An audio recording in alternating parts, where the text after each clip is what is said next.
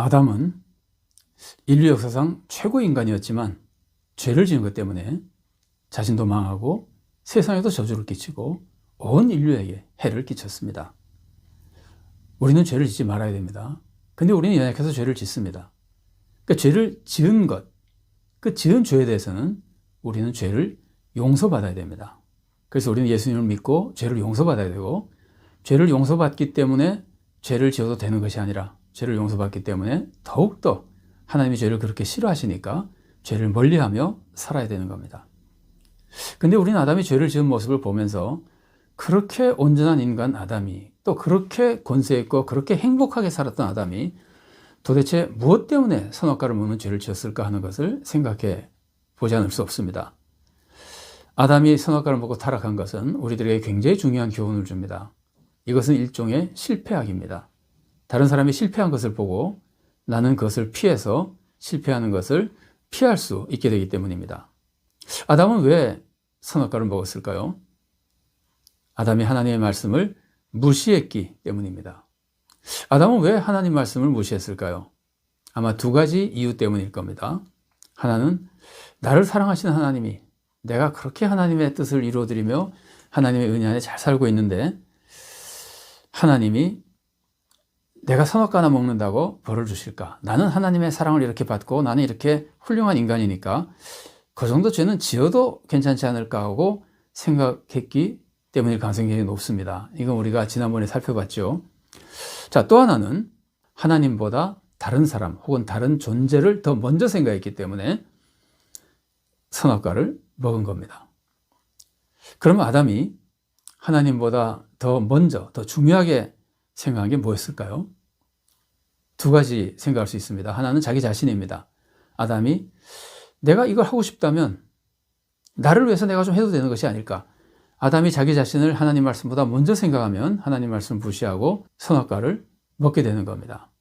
그런데 자기 자신을 위해서 선악과를 먹은 모습은 아담에게도 있었겠지만 아담보다 하와의 모습에서 더 자세하게 나타납니다. 그래서 이 모습은 하와를 살펴볼 때 좀 더 살펴보도록 하겠습니다. 또 하나는 아담이 자기 가족인 하와를 하나님보다 먼저 생각했기 때문입니다. 자, 성경 말씀 읽어드리겠습니다. 창세기 3장 6절 하반절 말씀입니다. 여자가 그 열매를 따먹고 자기와 함께 있는 남편에게도 주매 그도 먹은지라. 하와가 주니까 아담이 먹었죠. 하나님이 먹지 말라고 했는데 하와가 먹으라고 주는 그 하와를 먼저 생각했기 때문에 아담은 하나님 말씀을 거역하고 죄를 짓게 된 겁니다. 우리도 마찬가지입니다. 우리가 하나님보다 다른 것을 더 중요하게 생각하게 되면 하나님 말씀을 무시하고 죄를 짓게 됩니다. 우리가 하나님보다 다른 것을 더 먼저 생각하고 더 중요하게 생각하면 그게 불신입니다. 그리고 그 다른 존재가 하나님보다 먼저 생각하는 그 존재가 바로 우상이 되는 겁니다. 여러분, 하나님은 우리가 가장 사랑하고 가장 위할 때 참 신앙이 되는 겁니다. 하나님을 믿는다고 하는 것은 마음을 다하고 목숨을 다하고 하나님을 사랑하는 거죠. 힘을 다해 하나님을 사랑하는 겁니다. 그래서 하나님은 우리 인생에 가장 존귀한 존재여야지만 참 하나님이고 우리의 믿음도 참 믿음이 되는 겁니다. 좀 속된 말로 표현하면 하나님은 내 인생에서 항상 1등이 되어야만 참 하나님이시고 나는 참된 신앙생활을 하고 있는 겁니다. 내가 마음을 다해서 하나님을 사랑한다면 그럼 다른 걸 사랑하면 안 됩니까? 다른 거 사랑해도 됩니다. 그런데 다른 것을 사랑하는 사랑은 항상 하나님 사랑 안에 있어야 됩니다.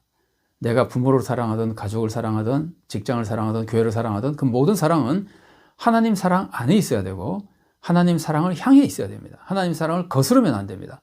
하나님 사랑을 거스르는 모든 사랑은 아무리 작은 사랑이라도 불신이고 우상숭배가 되는 겁니다. 근데 사람이 가장 사랑하고 따르는 존재가 하나님 외에 가장 사랑하기 쉬운 존재가 누굴까요? 대부분 가족입니다. 그래서 가족이 하나님보다 먼저 자리를 차지할 수도 있고 그래서 우리 가족이 나의 신앙생활에 심각한 방해 요소가 될 수도 있는 겁니다. 그래서 예수님이 이렇게 말씀하신 겁니다. 마태복음 10장 35절부터 37절까지 말씀입니다.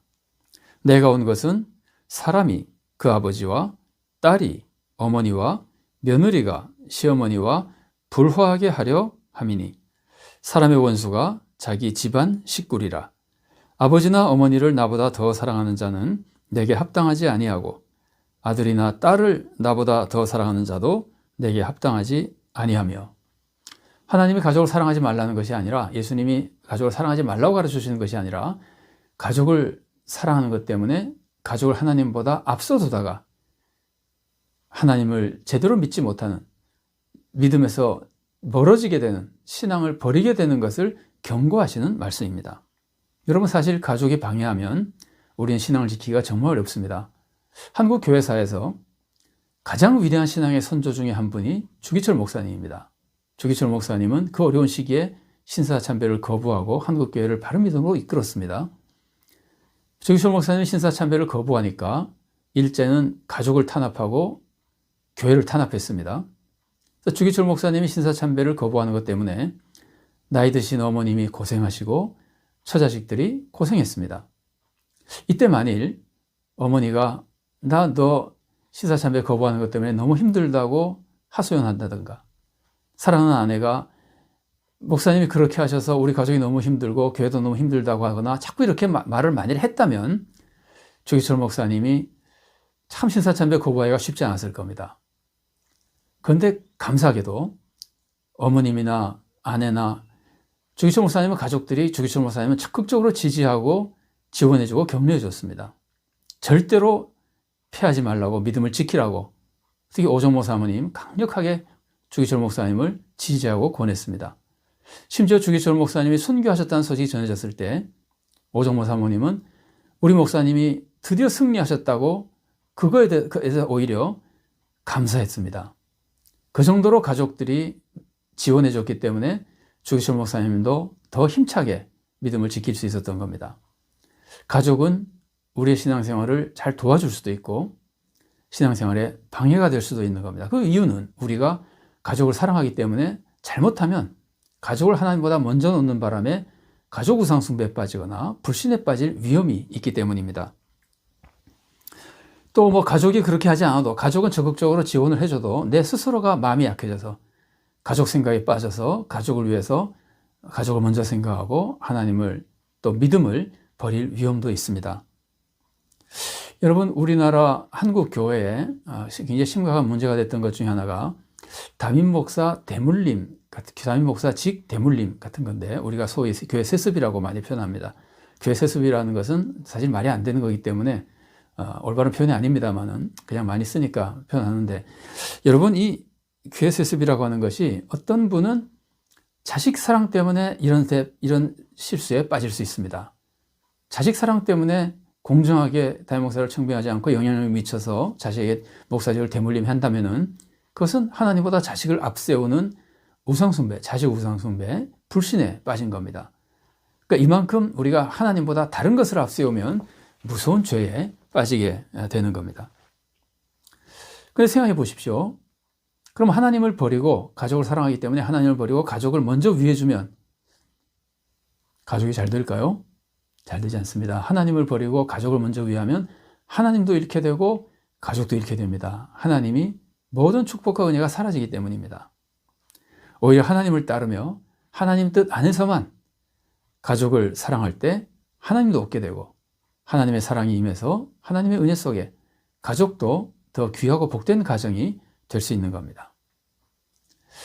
자, 목사님 같은 경우 혹은 교회 지도자, 장로님들이나 이런 교회 지도자들 같은 경우에는 가족보다 교회가 더 큰 시험거리가 될 수도 있습니다. 근데 우리가 착각하기 쉬운 것이 뭐냐면은 교회와 하나님을 완전히 동일시하는 착각에 빠질 때가 있습니다. 그래서 교회를 위한 것은, 교회가 부흥되는 일이라면 무조건 하나님을 위한 것이라고 착각하기 쉽습니다. 그래서 불법을 사용해서라도 교회가 부흥되게 하면 하나님이 기뻐하시고 하나님이 그런 잘못 정도는 다 용서해 주시고 하나님이 오히려 상을 주실 것이라고 착각할 때가 있습니다. 그렇지 않습니다. 악한 방법으로 교회를 섬기는 것은 하나님을 믿는 것도 아니고 하나님을 사랑하는 것도 아닙니다. 하나님이 전지전능하신 하나님이 악한 방법이 아니면 교회를 부흥시킬 수가 없고 교회를 안정시킬 수가 없겠습니까? 하나님은 오직 하나님의 방법으로 교회를 이끌어 가시고 교회 평안과 부흥과 모든 축복을 내려주실 수 있습니다. 하나님은 악한 방법을 쓰시지 않습니다. 더욱이 하나님의 올바른 방법만 사용해야 교회됨을 지킬 수 있습니다. 교회가 악한 방법을 쓰면은 교회됨을 지킬 수가 없어서 교회는 부흥하지만 참된 교회가 아닌 교회가 되어버립니다. 그러니까 우리가 교회를 지키려면 먼저 참된 교회가 되어야 되잖아요. 그리고 교회가 파멸되지 말아야 되잖아요. 그래서 우리는 하나님의 방법으로만 교회를 섬겨야 됩니다. 그러면 참된 교회로서 교회 본질도 지키고 하나님의 은혜가 임해서 교회가 부흥하고 생명을 구원하는 정말 귀한 교회로 성장할 수 있게 되는 겁니다. 여러분, 아까 교회 세습에 대해서 잠깐 말씀 나눴지만 자기 자식을 사랑해서가 아니라 우리 교회가 안정되고 우리 교회가 부흥되기 위해서라도 담임목사 자식의 담임목사직을 대물림해야 된다고 생각하는 사람도 있습니다. 이분들은 순수하게 교회를 사랑해서 그랬을 수도 있습니다. 그러나 그것은 교회는 사랑하는지 몰라도 하나님을 사랑하는 것은 아니라는 말이에요. 하나님을 믿는 것은 아니라는 말이에요. 여러분, 그래서 우리는 교회 안에서 목사와 성도들 사이에 이런 것을 조심해야 됩니다.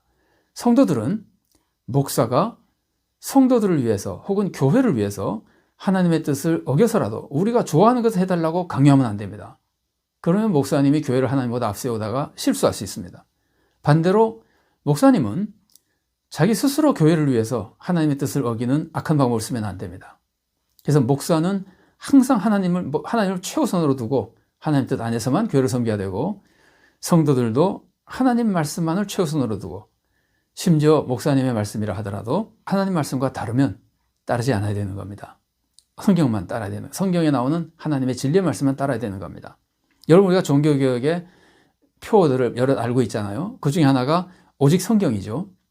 그러면 종교개혁자들은 왜 오직 성경이라고 그랬을까요? 성경 말고 무엇을 교회에서 자꾸 가르치기 때문에 오직 성경이라고 그랬을까요? 그 오직 성경이라고 하는 것은 교회의 가르침, 교황의 가르침보다 성경이 우선이라는 겁니다. 성경의 진리보다 교회의 가르침, 목사의 가르침, 교황의 가르침이 먼저가 되면 안 된다는 겁니다. 왜냐하면 교회가 올바른 걸 많이 가르치고 목사님 올바른 말씀을 많이 해도 인간이기 때문에 실수할 수 있기 때문입니다. 그래서 항상 하나님의 진리의 말씀, 성경만이 오직 기준이 된다는 겁니다.